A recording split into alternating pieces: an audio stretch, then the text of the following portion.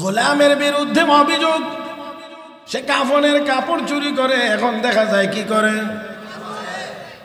মিলে না। তবে না মিললেও শতভাগ নিশ্চিত হওয়া যাচ্ছে না, কারণ পাশে কি আছে, কবরস্থান আছে। এখন হয়তো নামাজ পড়বে, গভীর রাত্রে গিয়ে আসল কাম শুরু করবে। এই জন্যে হযরত শেখ আব্দুল ওয়াহিদ ইবনে যায়েদ রাহমাতুল্লাহি আলাইহি বলেন, আমিও সিদ্ধান্ত নিলাম সারা রাত পাহারা দেব, দেখব গোলাম কখন কি কি কাজ করে। পাহারা দেওয়ার জন্য বসে গেলাম, তাকিয়ে দেখি গোলাম শুধু নামাজই পড়ে, নামাজই পড়ে, নামাজই পড়ে, নামাজ নামাজ নামাজ, আল্লাহু আকবার বলে নামাজ শুরু করে, সালামের মাধ্যমে গিয়ে নামাজ শেষ করে। ও মুসলমান, এইভাবে করে নামাজ পড়তে পড়তে রাত্রটা একেবারে শেষ প্রান্তে চলে গিয়েছে। ফজরের সময় হওয়ার আর বেশিক্ষণ সময় বাকি নাই। গোলাম এবার হাত তুলে রব্বে করিমের দরবারে দোয়া করতে শুরু করেছে। কার কাছে দোয়া হবে? কার কাছে? হাত তুলে দোয়া করেন, আল্লাহ, দুনিয়ার জীবনে তুমি আমাকে একজন মালিকের অধীনস্থ করে দিয়ে রেখেছো, এই জন্যে সারাটা দিন তোমার কদমে সেজদা দিতে পারি না। কে দোয়া করে? যেই লোকটা সারা রাত আল্লাহর কদমে শুধু সেজদাই দিয়েছে, শুধু নামাজই পড়েছে। সেই লোকটা সারা রাত নামাজ পড়ার পরে দোয়া করে, আল্লাহ, দুনিয়ার জীবনে একজন মালিকের অধীনস্থ করে দিয়ে রেখেছো, এই জন্য সারাটা দিন তোমার কদমে সেজদা দিতে পারি না। ও মালিক, আমার কাছে স্বর্ণের কোনো ভান্ডার নাই, প্রত্যেক রাতের বিনিময়ে আমার মালিকরে একটা করে স্বর্ণ মুদ্রা দেওয়া লাগে, একটা করে স্বর্ণ মুদ্রা দিয়ে রাতের বেলা তোমার দরবারে হাজিরা দিই। ও মালিক, আমার কাছে স্বর্ণের কোনো ভান্ডার নাই, স্বর্ণের কোনো খনি নাই, আজকের রাতের বিনিময়ে যে স্বর্ণ মুদ্রাটি দেওয়া লাগবে, স্বর্ণ মুদ্রাটা তুমি ব্যবস্থা করে দাও। হযরত শেখ আব্দুল ওয়াহিদ ইবনে যায়েদ রাহমাতুল্লাহি আলাইহি বলেন, আমি দেখতে পাইলাম এখানে কেউ আসছে, এটা অনুভব হয় নাই, দেখা যায় নাই, বোঝা যায় নাই। আমি তাকায় রইলাম, কারো উপস্থিতি আমি টের পাই নাই, কিন্তু এটাও দেখতে পাইলাম মুনাজাত শেষ হওয়ার আগে আগে আমার গোলামের হাতে স্বর্ণ মুদ্রা হাজির হয়ে গেছে। آمنت بالله صدق الله مولانا العظيم وبلغنا رسوله النبي الأمي الكريم ونحن على ذلك لمن الشاهدين والشاكرين والحمد لله رب العالمين। محبতের সাথে সবাই দরুদ ইব্রাহিম পড়ি। আল্লাহুম্মা সাল্লি আলা মুহাম্মাদ ওয়া আলা আলি মুহাম্মাদ কামা সাল্লাইতা আলা ইব্রাহিম ওয়া আলা আলি ইব্রাহিম ইন্নাকা হামিদুম মাজিদ। আল্লাহুম্মা বারিক আলা মুহাম্মাদ ওয়া আলা আলি মুহাম্মাদ كما باركت على إبراهيم وعلى آل إبراهيم إنك حميد مجيد। রাধানগর সমাজ কল্যাণ ইসলামী যুব সংঘ সদর সুনামগঞ্জের উদ্যোগে আয়োজিত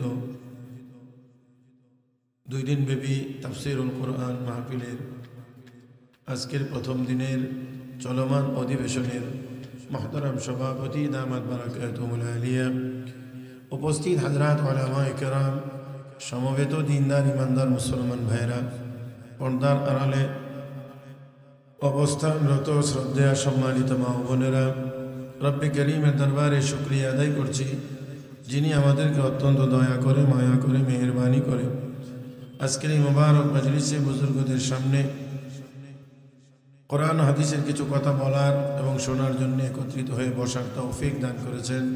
মহব্বতের সাথে সবাই উচ্চ আওয়াজে পড়ি আলহামদুলিল্লাহ। যারা বসেছেন বিনয়ের সাথে বলছি আর একটু মনোযোগী হয়ে বসে। মাহফিলে বসলেও আমাদের অনেকটা সময় নষ্ট হয়ে যায়, কেমন জানি একটু এলোমেলো এলোমেলো ভাব, এদিক ওদিক তাকা, কি জানি ফাঁকে ফাঁকে খায়, তো বোঝেন না, সব কিছু মিলাইয়া কেমন জানি একটা এলোমেলো ভাব। আমি আপনাদেরকে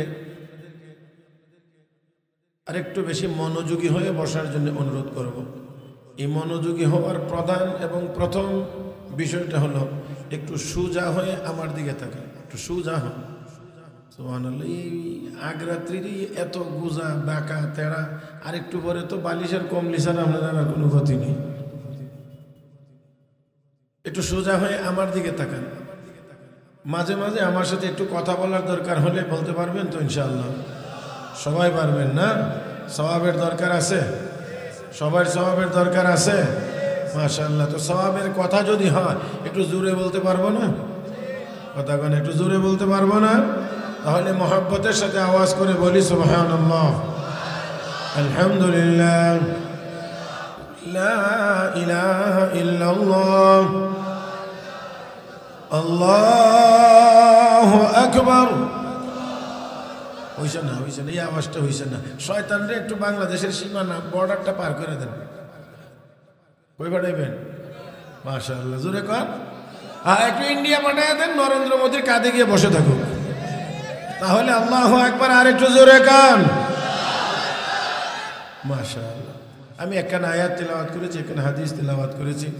আয়াতে কারিমা এবং হাদিস শরীফের আলোকে আপনাদের খেদমতে অল্প কয়েকটি কথা বলার আশা করেছি। আল্লাহ যেন বলবার, শুনবার, বুঝবার এবং আমল করবার তৌফিক দান করেন, সবাই বলি আমিন। মুহতারাম হাজিরিন, আমরা যেই কাজ করি সেই কাজের ভিতরে একটা মজা, একটা তৃপ্তি, একটা স্বাদ আছে। এই জন্যেই সে ওই কাজটা করতে পারে। কৃষক তার কৃষি কাজের মধ্যে একটা মজা পায়, একটা তৃপ্তি পায়। ব্যবসায়ীরা তার ব্যবসার ভিতরে একটা মজা পায়, চাকরিজীবীরা চাকরিতে মজা পায়।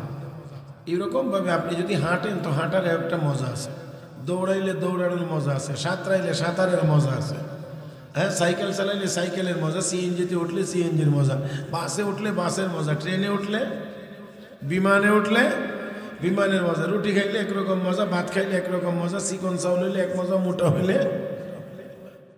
মোটামুটি আমার মূল কথাটা হলো সব কিছুর ভিতরে একটা স্বাদ বা মজা আছে। তাহলে এবার বলেন, আল্লাহ যে আমাদেরকে আল্লাহর ইবাদত করার কথা বলছেন, সেই ইবাদতের ভিতরে কি কোনো মজা বা স্বাদ নাই? অবশ্যই। আল্লাহর ইবাদতের ভিতরে শুধু স্বাদ আছে এমন না, এই পরিমাণে আছে এবং এত উচ্চ মাত্রায় স্বাদ আছে, যেই স্বাদের কেউ যদি নাগাল পায় বা ওই জায়গা পর্যন্ত গিয়ে পৌঁছতে পারে, তাহলে দুনিয়ার কোনো জায়গাতেই আর তার কাছে কোনো কিছু মজা লাগে না, শুধু আল্লাহর ইবাদতই তার কাছে মজা লাগে। আজকে আমরা টাকাতে মজা পাই, কেউ চেয়ার আর গদিতে মজা পাই, হ্যাঁ, আরো আরো আরো আরো। তবে এই সব মজার পরে সাজা আছে। মজার সাথে সাথে ওই কয়দিন আগেও যারা চেয়ারের মজা নিছে, এখন জেলখানার সাজা।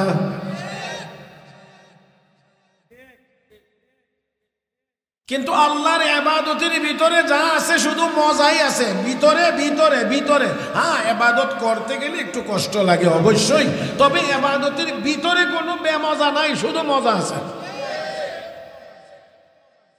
ইব্রাহিম ইবনে আদহাম বলখী রহমতুল্লাহি আলাইহি বাদশাহী ছেড়ে দিয়ে আল্লাহর সন্ধানে বের হয়ে গিয়েছিলেন। কার জন্য? কাকে পাইতে? বাদশাহী ছেড়ে দিয়েছে, রাজত্ব ছেড়ে দিয়েছে, সিংহাসন ছেড়ে দিয়েছে। বিটটার একটু কমাইলে ভালো হয়, অনেক বেশি মারে। সিংহাসন ছেড়ে দিয়ে, এই যে ছেড়ে দিয়ে 4 বার কর, এটা একটু কম তো। এক আল্লাহকে পাওয়ার জন্যে আর উনি আর ওনার স্বাভাবিক জীবনে ফিরে আসলেন না, একেবারেই আল্লাহকে পাওয়ার জন্য শুধু ঘোরাঘুরির ভিতরেই ছিলেন, রাজত্বে তো আসেনি নাই, স্বাভাবিক জীবনেও তিনি আর ফিরে আসলেন না। ও মুসলমান, খেয়াল করে দেখেন, ওনার মন্ত্রিসভার সদস্যবৃন্দ যারা একসময় ওনার মন্ত্রিসভায় ছিলেন তারা একটু খুঁজে দেখি তো উনি এখন কোন অবস্থায় আছেন। খুঁজতে খুঁজতে খুঁজতে খুঁজতে গিয়ে দেখেন এক সময়ের এই প্রতাপশালী বাদশাহ দাজলা নদীর কিনারায় বসে বসে শীত নিবারণের জন্য কাঁথা সিলাইতেছে। কাঁথা হইল আমরা শুদ্ধ ভাষা আর কি, আর আমাদের গ্রামগঞ্জের মানুষকে খেতা সিলাইতেছে, যেটা সহজে বুঝে আর কি। তো খেতা সিলাইতে আছে শীত নিবারণের জন্য।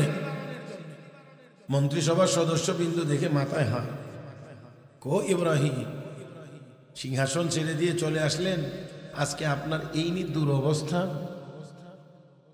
নিজের হাতে শীত নিবারণের জন্য খেতা সিলাইতে হয়। জলদি করে আসেন, সিংহাসনে গিয়ে বসেন, রাজত্ব আবার পুনরায় চালান, আমরা আপনাকে নেওয়ার জন্য এসেছি। ইব্রাহিম ইবনে আদহাম বলেন, ওই সিংহাসনে আমি আর যেতে চাই না, যেখানে গিয়ে বসে হুকুম দিলে কেউ মানে না। ওই সিংহাসনে আর যাইতে চাই না, যে সিংহাসনে বসলে কেউ যদি প্রশংসা করে তো কেউ আবার বদনামও করে, কেউ যদি আদর করে কেউ গালিও দেয়। এই সিংহাসনে আমি আর ফেরত যেতে চাই না। হে আমার মন্ত্রিসভার সদস্যবৃন্দ, একটু দেখে যাও এখন আমার আল্লাহ আমাকে কেমন রাজত্ব দান করেছেন, একটু দেখে যাও। এই কথা বলে হাতের সুইটা নদীতে নিক্ষেপ করে দিয়েছে। অতঃপর ডাক দিয়ে বলেন, হে নদীতে বসবাসকারী প্রাণীরা, আমার সুইটা তোমরা ফিরিয়ে দাও। কারে কর? সমুদ্রে বসবাসকারী প্রাণীদেরকে বলছেন, হে সমুদ্রে বসবাসকারী প্রাণীরা, আমার সুইটা তোমরা ফিরিয়ে দাও। ও মুসলমান, শেখুল হাদিস হযরত মাওলানা জাকারিয়া রাহমাতুল্লাহি আলাইহি লিখেন, হুকুম করতে দেরি হয়েছে 1000 মাস, স্বর্ণের সুই নিয়ে নদীর কিনারায় হাজির হতে দেরি হয় না। আওয়াজ করে বলুন, এই যে অর্ডার করতে দেরি 1000 মাস, স্বর্ণের সুই নিয়ে নদীর কিনারায় আসতে দেরি হয় না। উনি আবার বলছেন, এই স্বর্ণের সুই তো আমি নিক্ষেপ করি নাই, আমি নিক্ষেপ করেছিলাম লোহার সুই, আমারটা কই? আর একটা মাছ ওনার হাতে নিক্ষেপ করা সুইটা টুটের মধ্যে করে এনে ওনার হাতে পৌঁছায়া দিয়েছেন। আওয়াজ করে বলেন, মুসলমান, আগের সিংহাসনের জীবনের চাইতে এখনের জীবনের ভিতরে মজা কম। ওয়াজে বইলে তো যেমনি মাঝে মাঝে বলি বোঝা যায়, সব বুঝি আজকে থেকে ঠিক, আর কোনো ব্যতিক্রম কিছু হবে না। সুবহানাল্লাহ। যাওয়ার পরে দেখা যায় যেই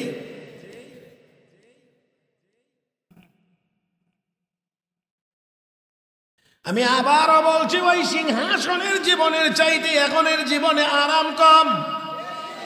সবাই মিলে বলেন বেশি বেশি।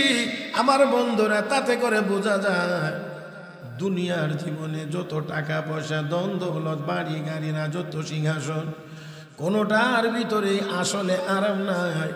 আরামের ব্যবস্থা হলো আল্লাহর ইবাদতের ভিতরে। ও মুসলমান, এই জন্য আল্লাহর অনেক প্রিয় বান্দা বান্দি আছে যারা রাতের শেষ ভাগে ঘুমায় না। হ্যাঁ, কোন সময় ঘুমায় না? শেষ রাত্রিতে ঘুমায় না। আর আমাদের এমন বদ অভ্যাস হয়েছে, শেষ রাত সারা আমরা ঘুমাই না, অযথাই ঘুরে টো করে রাত্রে 1টা 2টা 2:30টার সময় যাবো ঘুমাইতে। আর তাহাজ্জুদ তো পরের কথা, ফজরের হইতে কোনো খবর। এই উল্টা চলছে আমরা। والذين يبيتون لربهم سجدا وقياما والذين يقولون ربنا اصرف عنا عذاب جهنم إن عذابها كان غراما إنها ساءت مستقرا ومقاما।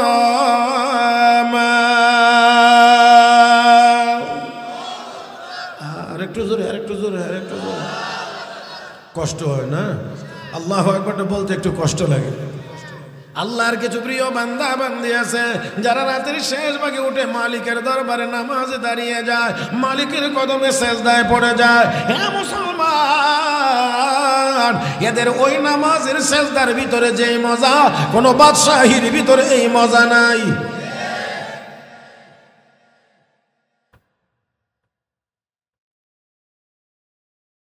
চিশতিয়া তরিকার এক বড় বুজুর্গ, বড় ওলি, একেবারে গোড়ার দিকে, নাম শেখ আব্দুল ওয়াহিদ ইবনে যায়েদ রহমতুল্লাহি আলাইহি। জীবনের শুরুতে প্রাথমিক অবস্থায় তিনি ভালো লাইনে ছিলেন না, দুনিয়ামুখী। বাজারে একজন গোলাম কেনার জন্য গেছেন। গোলাম বড় আল্লাহওয়ালা দিনদার, ডেকে কো মালিক, আপনি তো আমাকে নিবেন বাড়িতে কাজ করার জন্য? বলে হ্যাঁ। আমি আপনার কাজ করব দিনের বেলা, রাতের বেলা আপনার কোনো কাজ করব না। তবে অবশ্যই আমি যেহেতু আপনার গোলাম, রাতের বেলা কাজ করব না, এই জন্যে প্রত্যেক রাতের বিনিময়ে আপনাকে একটা করে স্বর্ণ মুদ্রা দেব। কি দিবে? মাশাআল্লাহ। মালিক চিন্তা করে, গোলাম সন্ধ্যার পরে খাওয়া দাওয়া করে ঘুমাইয়া থাকবে, এটাই তার কাজ। এমনিতেও তো আর কোনো কাজ নাই, সারাদিন কাজ করবে, রাত্রে হলে ঘুমাইবে। এখন যদি সে কোনো কাজ করে স্বর্ণ মুদ্রা দিতে পারে তো অসুবিধা কি? ভালোই তো। দুনিয়াদার যদি হয় মানুষ, দুনিয়াদার, শুধু দুনিয়া, তাহলে টাকা কোথায় থেকে আসবে এটা তার দেখার বিষয় থাকে না, তার মাথায় এই কথা জাগ্রত হয় না। মুসলমান, সে শুধু খোঁজে টাকা, কোথায় থেকে আসবে সেটা দেখার বিষয় না। এই জন্য আমাদের বাংলাদেশে খোঁজ করে, ভালো করে খোঁজ নিলে দেখবেন যারা সুদ খায়, ঘুষ খায়, এরা ফকির মিসকিন থেকেও সুদ ঘুষ খায়।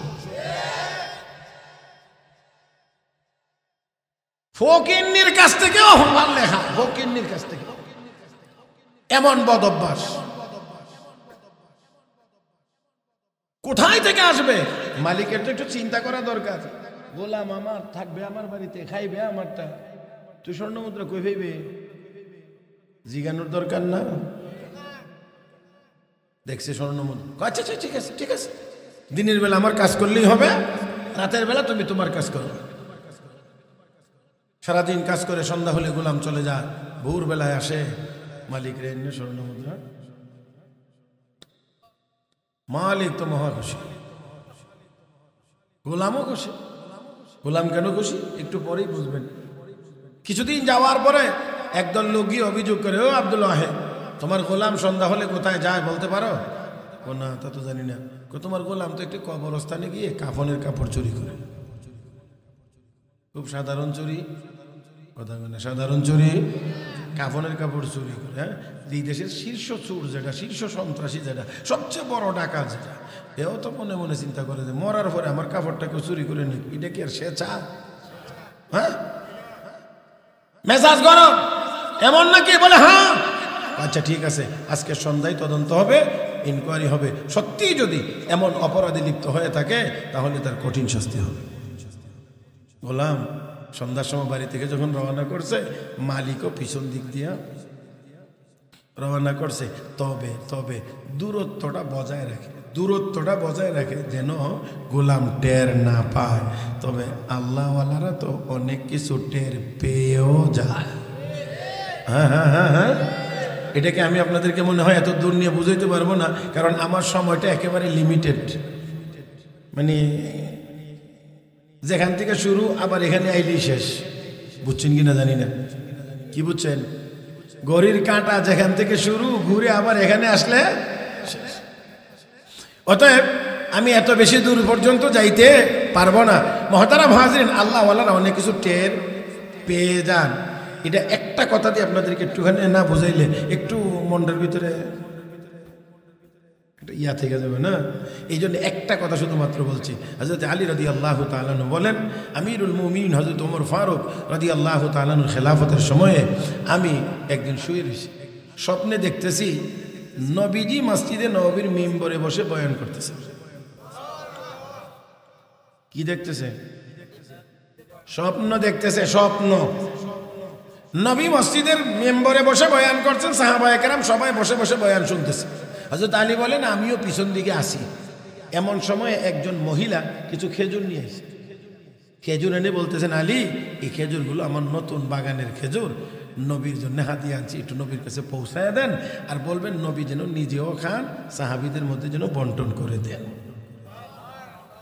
হযরত আলী বলেন, আমি খেজুর নিয়ে গেলাম, আল্লাহর নবীর খেদমতে নিয়ে পেশ করলাম এবং বললাম, রাহমাতুল লিল আলামিন আমাকে একটা খেজুর দিলেন। আমি এই খেজুরটা মুখে দিয়ে চিবাইতে শুরু করলাম, বড় মজা লাগতেছিল। এমন সময় মসজিদে নববীতে আজান শুরু হয়ে গেছে, ঘুম ভেঙে গেছে। নামাজের জন্য মসজিদে গেলাম, আমিরুল মুমিনিন হযরত ওমর নামাজ পড়াইলেন। অতঃপর তিনি মসজিদে নববীর মিম্বরে বসলেন মুসল্লিদের উদ্দেশ্যে বয়ানের জন্য। আমিও পিছন দিক দিয়ে বসে রইলাম। এখন কি ঘুমের ভিতরে স্বপ্নে না বাস্তবে?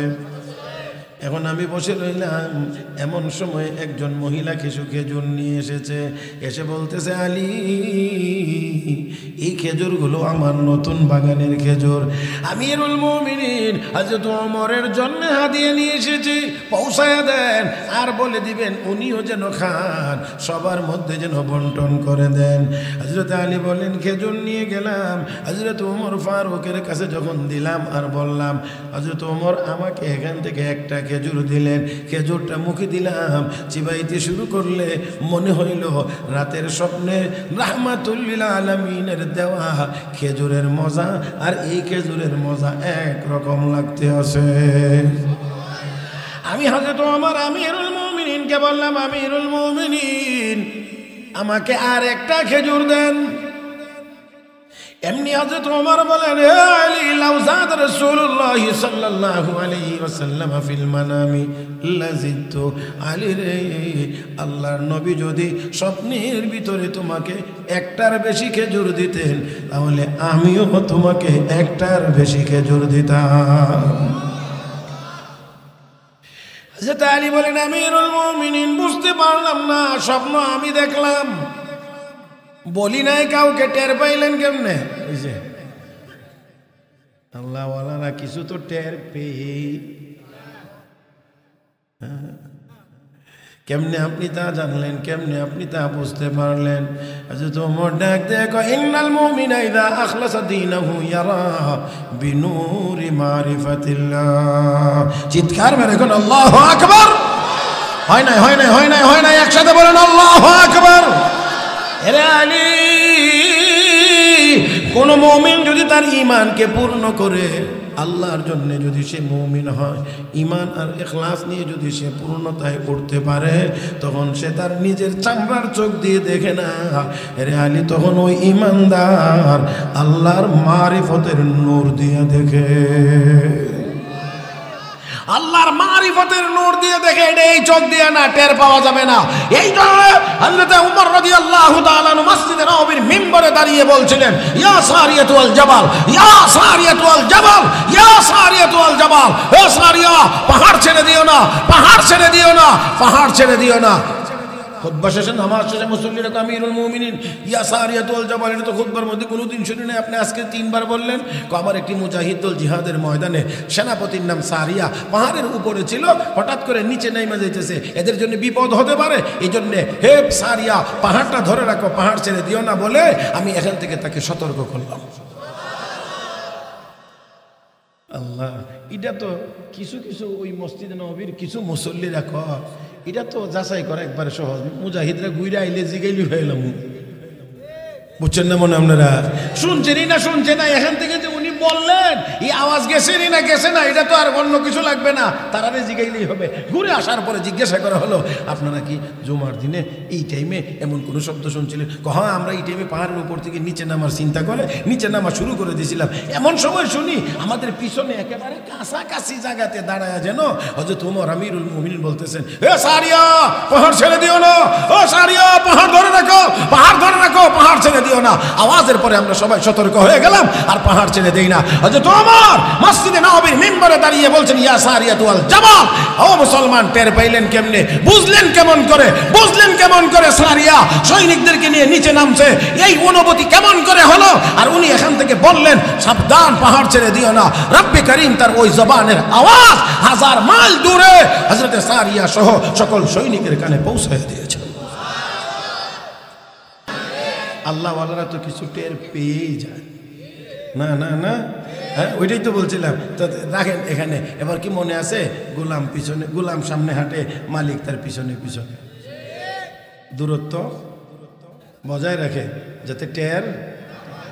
গোলাম কিছুক্ষণ হাঁটলেন, একটি কবরস্থানের পাশে গিয়ে খোলা মাঠ, নামাজের মুসল্লা বিছাইয়া আল্লাহু আকবার বলে নামাজ শুরু করে দিয়েছেন।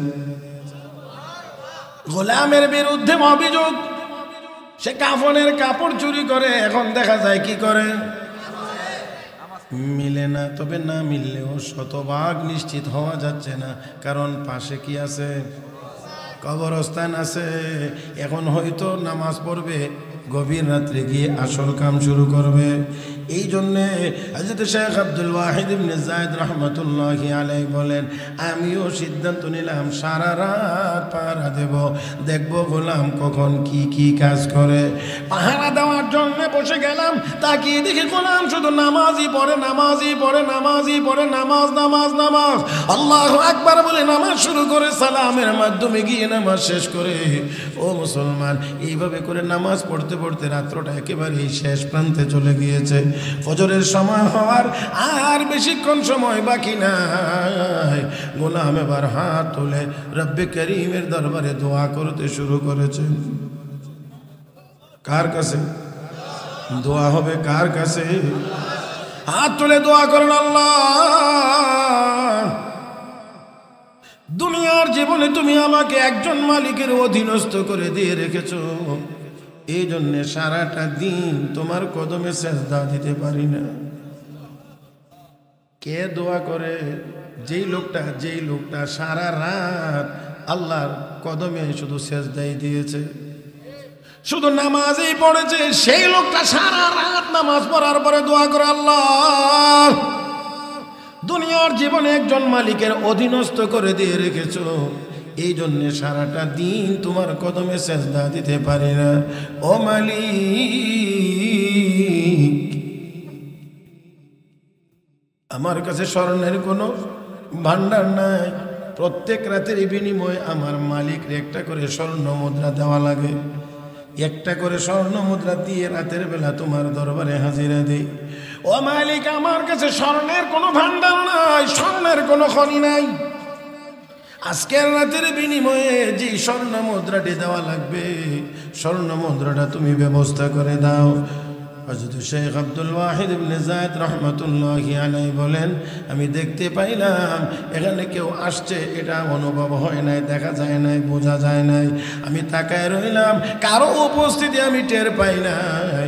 কিন্তু এটাও দেখতে পাইলাম মুনাজাত শেষ হওয়ার আগে আগে আমার গোলামের হাতে স্বর্ণ মুদ্রা হাজির হয়ে গেছে। ও মুসলমান, এত দ্রুততম সময়ের ভিতরে বান্দার চাহিদা পূরণ করার ক্ষমতা কার আছে? আর মহব্বতে কার আছে? সেই আল্লাহকে বাদ দিয়ে বিভিন্ন জায়গায় দৌড়াদৌড়ি। কেউ চলে যায় মাজারে, কেউ চলে যায় বাবার কাছে। হে মুসলমান, আমি বলি তোমার বাবারে কে দিছে?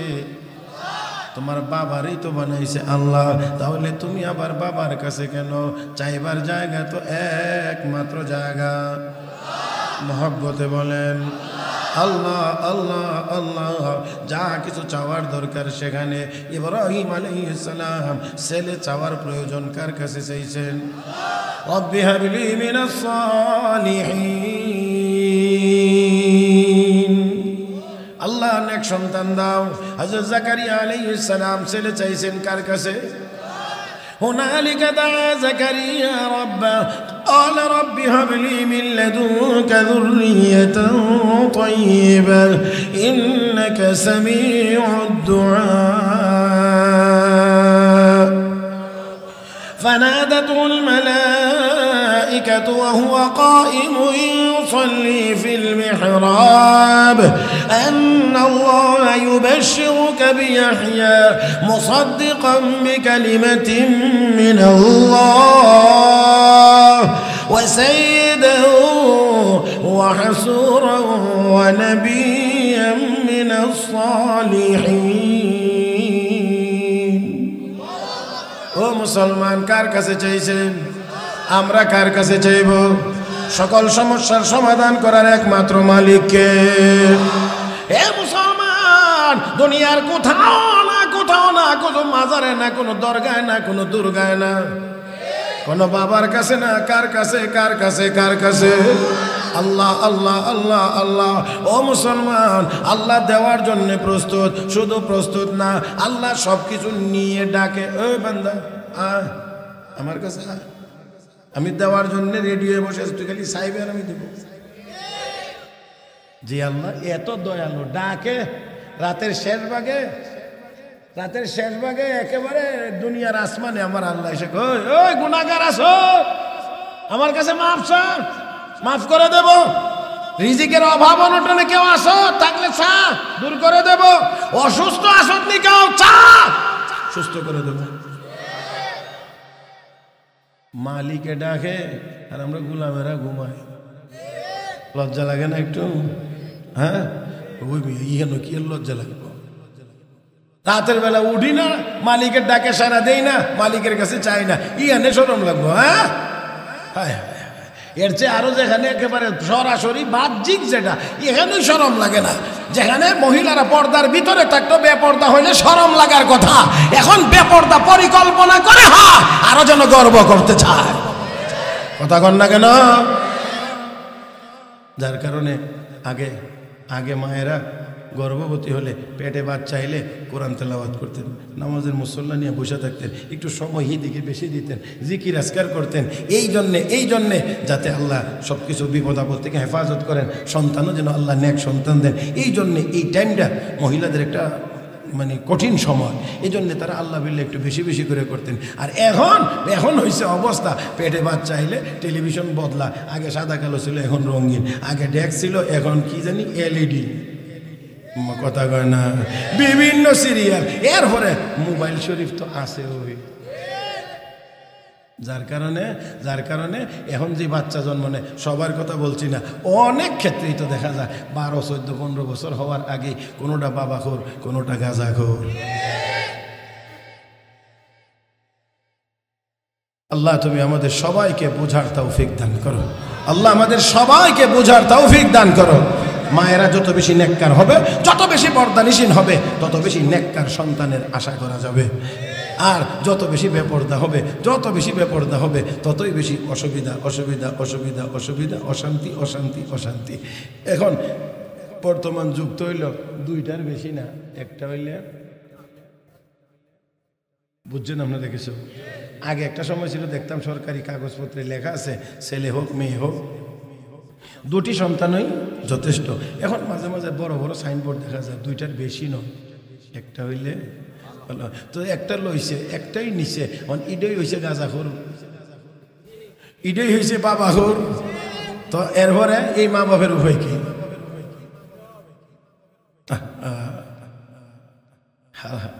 আল্লাহর উল্টা যাইবেন আর কি আপনারা ভালো থাকবেন, এটা ভাবেন কেমনে? এটা তো পাগল ছাড়া কেউ ভাবতে পারে না। বানাইছেন আল্লাহ, পাঠাইছেন আল্লাহ, খাওয়ান আল্লাহ, থাকবার জায়গা দিলেন আল্লাহ, সব ব্যবস্থাপনা আল্লাহ, আর আপনি আপনার আল্লাহর উল্টা চলবেন আর মনে মনে ভাববেন শান্তিতে। পাগলের সুখ বলে মনে মনে না, ওই মনে মনেই চিন্তা করতে হবে, এর বাহিরে আর কিছু হবে না, এর বাহিরে আর কিছুই হবে না। মুহতারাম হাজিরিন, সেই জন্য বলছি আপনি আমি সোজা, তো আল্লাহ আমাদের সাথে ব্যবহার করবেন দয়ার এবং সোজা ব্যবহার। আল্লাহ কয় তোরা যদি হস অ্যাবনর্মাল, তো আমিও অ্যাবনর্মাল, কারণ তোরা দুইটার বেশি নিবে না, তাহলে একটা করে নিবে, কেউ দুইটা নিবে, তো নিবে তো। আর আমার আল্লাহ, আমি আল্লাহ যত রূহ বানাইছি, এটা গোডাউনে রাখবার জন্য তো বানাইছি না, দুনিয়াতে পাঠানোর জন্য বানাইছি। তো যদি স্বাভাবিক প্রক্রিয়ায় না নেস, তো যে সময় একটা বা দুইটা নিবে, এই সময় আমি 4টা 8টা করে ছাড়ব। বুঝছেন না মনে হয়? কয়দিন কিছুদিন আগে পত্রিকায় দেখছি, কিছুদিন আগে এক মহিলার ঘরে একসাথে হয়েছে 8টা। কয়টা? আল্লাহ আমার গোডাউন তো খালি করতে হইব, নিবে না যখন বছরে 2 বছরে একটা বন্ধ করে রাখবে, তো যে সময় খুলবে এই সময় তো আমার সবগুলি দিয়ে গোডাউন খালি করতে হবে, এই জন্য 8টা। তখন দেখবেন কি মজা লাগে, হ্যাঁ পাগল হয়ে যাবেন, ঠিক আছে না? হ্যাঁ এই জন্যে আমার আল্লাহর উল্টা যাওয়া যাবে না। কন চায় না কইছিল একটার বেশি নেওয়া যাবে না, এখন দেহে সর্বনাশ, বিপদের শেষ নাই, কাজের লোক নাই, সব বুড়া হয়ে যেতেছে, জোয়ান হয় না, কারণ হইব কেমনে? এখন তো দুইটা লোক, দুইটা করে নাও, যে নিবা হের ছুটি দিব বেশি, বেতন দিব বেশি, ভাতা দিব বেশি। আল্লাহ কই তো লাইনে আইতেছে, এক চাই না যদি একটা বানাইয়া দেয় তাহলে তো এমনি দেখেন না আল্লাহর গোডাউন। আল্লাহ তুমি আমাদেরকে তোমার ইবাদত বন্দেগীর জন্য কবুল করো। জোরে বলি আমিন, জোরে বলি আমিন, জোরে বলি আমিন। মনে আছে নি গোলামের কথা? হ্যাঁ হ্যাঁ, গোলামের পিছনে পিছনে পাহারা দিছে স্বর্ণ মুদ্রা। মোনাজাত মোনাজাত শেষ হওয়ার আগে আগে স্বর্ণ মুদ্রা হাজির। মালিক আল্লাহু আকবার। আমার গোলাম রে কো, আমার গোলাম বলে চুর, আমার গোলাম দুই জগতের শ্রেষ্ঠ ওলি। মনে হয় যারা আমার গোলামের বিরুদ্ধে অভিযোগ করছে এরা নিজেরাই আস্তে আস্তে আলেমুল আমার বিরুদ্ধে কত অভিযোগ করছে রে, ইডা হিডা অমুক তমুক এই সেই। আল্লামা মামুন লোকের মতো ব্যক্তি, শাইখুল হাদিস ইবনে শাইখুল হাদিসের হাতের মধ্যে হ্যান্ডকাপ, পায়ের মধ্যে ডান্ডা বেরি, আজকে সেই ডান্ডা বেরি ঘুরাইয়া তাদের হাতে আর তাদের পায়েই লাগছে।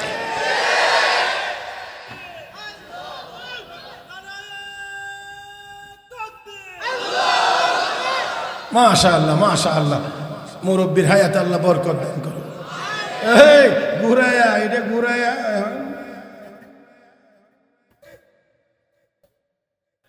জি জি জি জি জি মুহতারাম হাজিরিন, সব ফায়সালা ওইখান থেকে এই এখানের সাথে যোগাযোগ ভালো করতে হবে, ঠিক না? আল্লাহ আমাদেরকে তৌফিক দান করুন। স্বর্ণ মুদ্রা পায়া গোলাম মালিক কো সর্বনাশ, আমি নিয়ে বেটারে ভাড়া দিতাম হয়েছি, যাক যাক যাক একলা একলা এক যাক চলে যাক, আমি পরে একা একা যাবো। গোলাম চলে গেছে, উনি বসে আছেন, সূর্য উদয় হয়েছে, রাস্তাঘাট পরিষ্কার, ডাইন বাম তাকায় দেখে এমন এক জায়গায় বসা আছেন যেই জায়গায় জীবনেও কোনোদিন দেখছি না। কোথায় আসলাম? আরে দেখেন না মজা কত কত এখানে আছে। আমার এটি বোঝানোর কথা ছিল যে আল্লাহর ইবাদতের ভিতরে অবশ্যই মজা। নিরুপায় হয়ে লোকদেরকে জিজ্ঞেস করে, ভাই এটা কোন জায়গা? আপনার বাড়ি কোন জায়গা? আমার বাড়ি তো অমুক কানে। এখানে আইলেন কেমনে? কোথায় আইসি? বাড়িতে যাইতে হইলে 2 বছর লাগবে।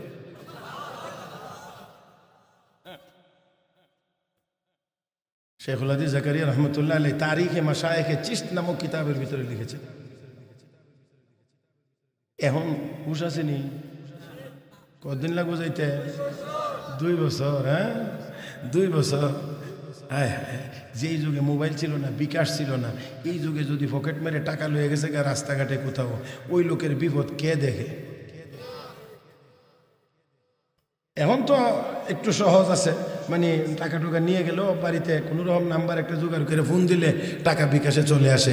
যেই সময় এগুলো ছিল না, গাড়িতে উঠছে হঠাৎ করে পকেট থেকে টাকা নিয়ে গেছে। হায় হায় রে, ওই লোকের কি পেরেশানি, কি অস্থিরতা, কার কাছে গিয়ে বলবে, কে দিবে, কে বিশ্বাস করবে?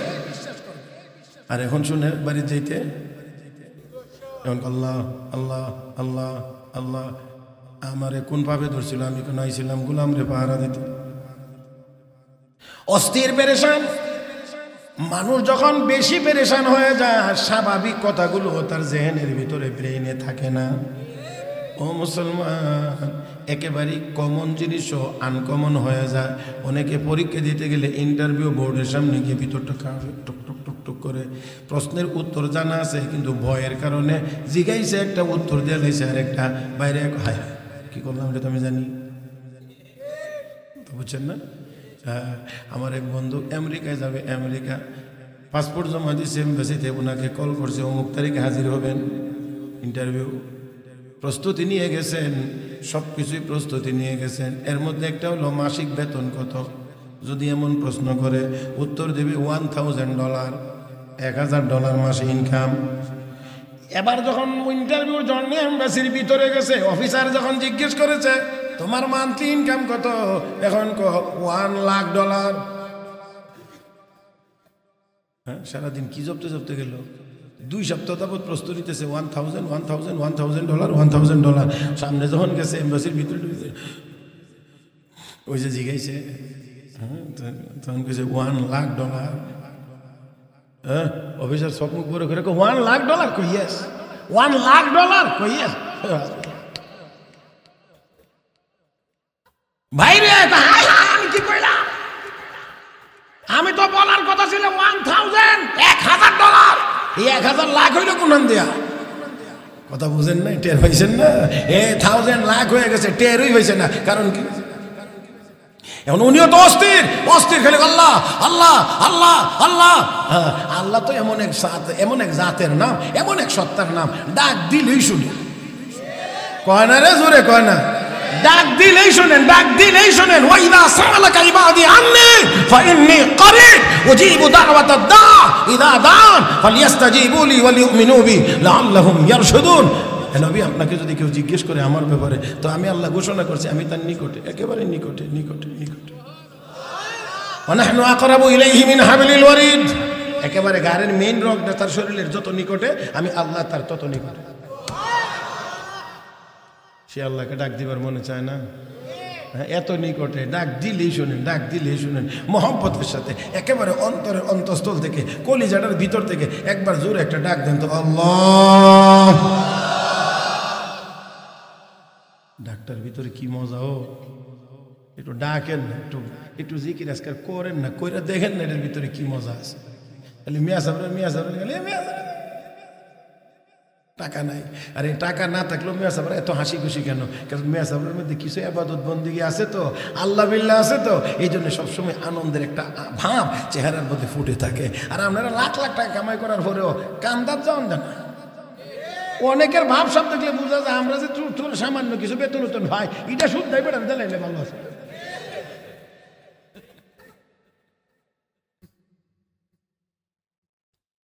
রাগ করতেছেন মনে হয় না? হ্যাঁ,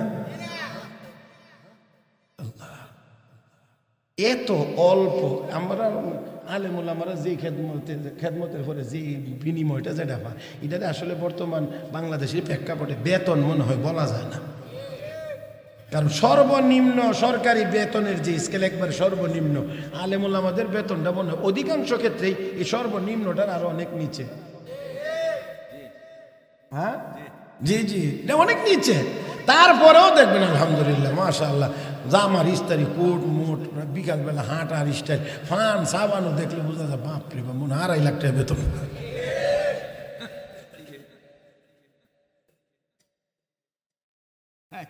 হ্যাঁ, আলহামদুলিল্লাহ আলহামদুলিল্লাহ, এটা কিন্তু আল্লাহ পাকের এক বিশেষ নেয়ামত। আপনারা মনে করেন প্রাচুর্যতার ভিতরে, বেশি টাকার ভিতরে আরাম না, আরে আরামের জায়গা তো এটা যদি আরাম পায় তাহলে এটা হইলো আরাম। ভিতরে যদি আরাম না থাকে, আপনার দুনিয়া সবটা দিলে কি আরাম হবে? পেটে ব্যথা, পেটে ব্যথা, একটুখানি, বেশি না, একেবারে বেশি না, একটু সামান্য, মনে করেন মাঝারি পর্যায়ে পেটে একটু ব্যথা, একটু এই মুহূর্তে আপনারা যত দামি কমলি দেওয়া হয়, যত নরম জাজিম দেওয়া হয়, যত উন্নত মানের ঘাট ওই দিয়ে পালং দেওয়া হোক না কেন, আপনার এটার মধ্যে কোনো মজা নেই। তখন কবে দাঁত তার নিজের কথা কইছি একটা ব্যথার ট্যাবলেট আনতে, কারণ আমার ব্যথাটা না থাকলে এটা হইলো আরাম। তাহলে বুঝতে হবে খাট পালং বাড়ি গাড়ি এগুলো আসলে এটার ভিতরে আসল আরাম না। আসল আরাম হলো যদি ভিতরে আরাম থাকে তাহলে আরাম। হ্যাঁ হ্যাঁ হ্যাঁ হ্যাঁ। আর এই ভিতরের আরাম ইবাদতের পরিমাণ হবে যত বেশি, আরামের পরিমাণ হবে তত বেশি। আল্লাহ কইতিকে কই গোলাম, আমার গোলাম যুগের শ্রেষ্ঠ উনি, হাত তুলে চাইতে দেরি হয়, পাইতে দেরি হয় না। এই গোলামের বিরুদ্ধে অভিযোগ, গোলাম বলে কাফনের কাপড় চুরি করে, আসলে গোলাম চোর না, মনে হয় তারা নিজেরা, না না না, হ্যাঁ তারা নিজেরা। আবার ভাইয়েরা আমরাও দেখেছি এই দেশে অন্যায় অপরাধ করে কারা, আর দোষ দেয়া দেখো মোল্লারা, অপরাধ করে তারা, জিগাইলে কে করছে মোল্লারা।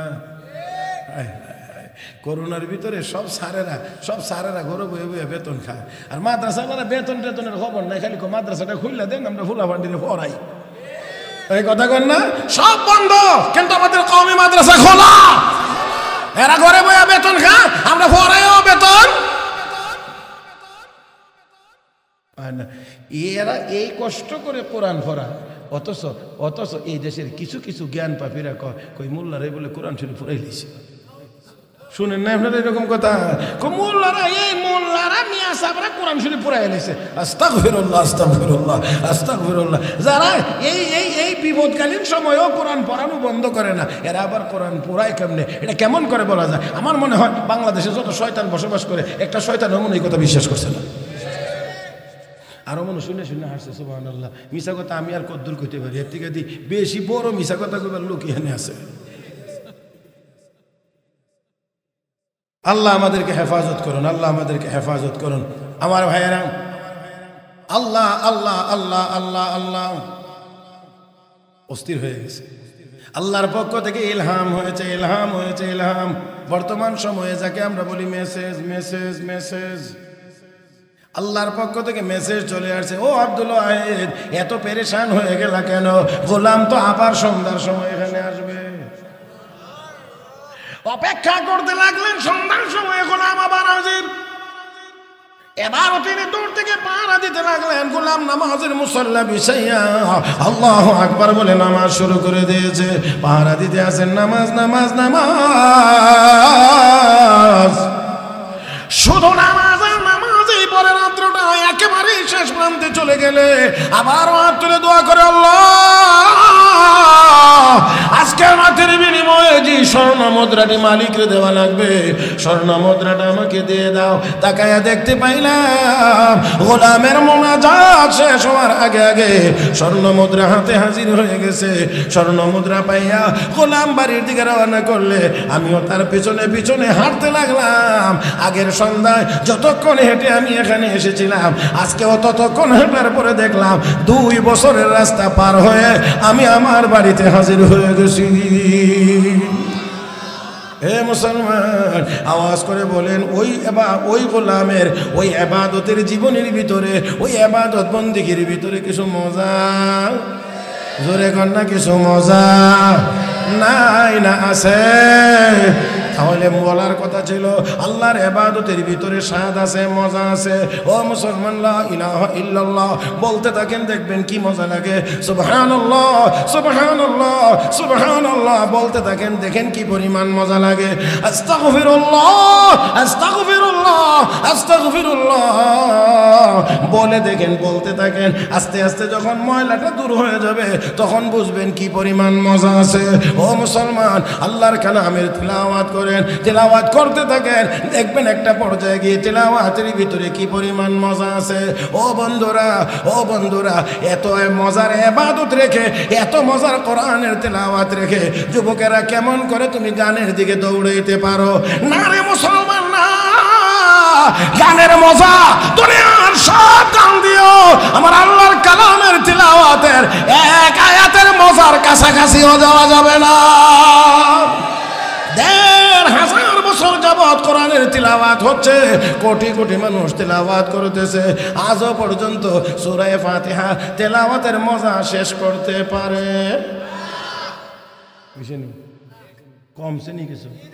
হ্যাঁ, জি না, জি না। বরঞ্চ ইমাম সাহেব যদি ভুলে আল্লাহু আকবার কইয়া সূরা ফাতিহা সারা যদি অন্য সূরা পড়া শুরু করে, পিছন দিক দিয়ে এমনি শুরু করবে আলহামদুলিল্লাহি রাব্বিল আলামিন, তার মানে আপনি সূরা বাদ দিয়ে যান কই? কথা কয় না? এই সূরা বাদ দিয়ে যান কোথায়? আপনি আগে এটা পড়ে নেন। কি পরিমাণ মজা, কি পরিমাণ মজা!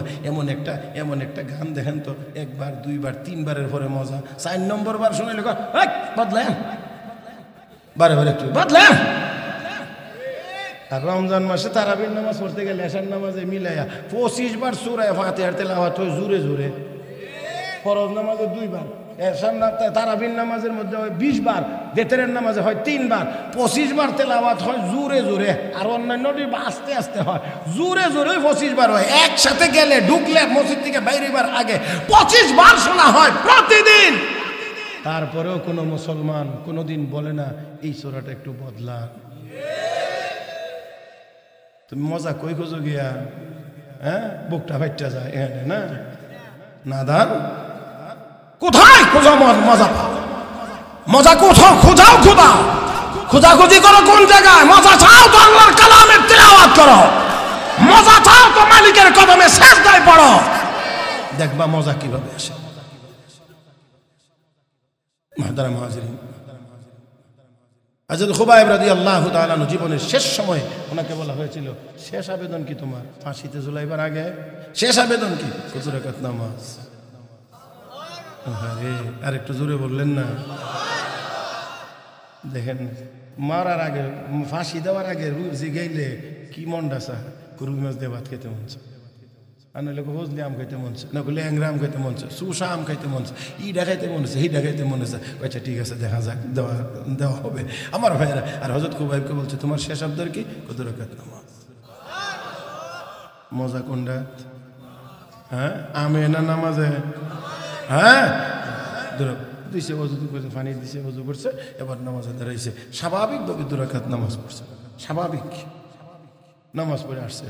এসে ওই কাফের, ওই শোন, আল্লাহ, ইমান তাদের কি ধারালো, ইমান তাদের কি মজবুত, কি শক্তি। ফাঁসির দড়িটা ঝুলতেছে, হাজার হাজার দর্শক দাঁড়ায় রয়েছে, মঞ্চে উঠতে কই, ওই কাফের বাচ্চারা শোন, আজকের নামাজে যে মজা পাইছিলাম রে, মনটা চাইছিল পুরা কোরআন শরীফ নামাজের মধ্যে তেলাওয়াত করে নিতাম, কিন্তু পুরা কোরআন শরীফ পড়তে গেলে তো নামাজ লম্বা, সময় লাগবে বেশি। তোরা বয়ে বয়ে মনে মনে চিন্তা করবে, মরণের ডরে বেটা নামাজ লম্বা করে, বয়ে বয়ে এই বাজে চিন্তা করবে। মুসলমান মরণে ডরায় না, সবাই বলছে না, মুসলমান মরণে ডরায় না। মুসলমান ডরায় কোনটারে জানেননি? ইমান নিয়ে মরতে পারবো কি না।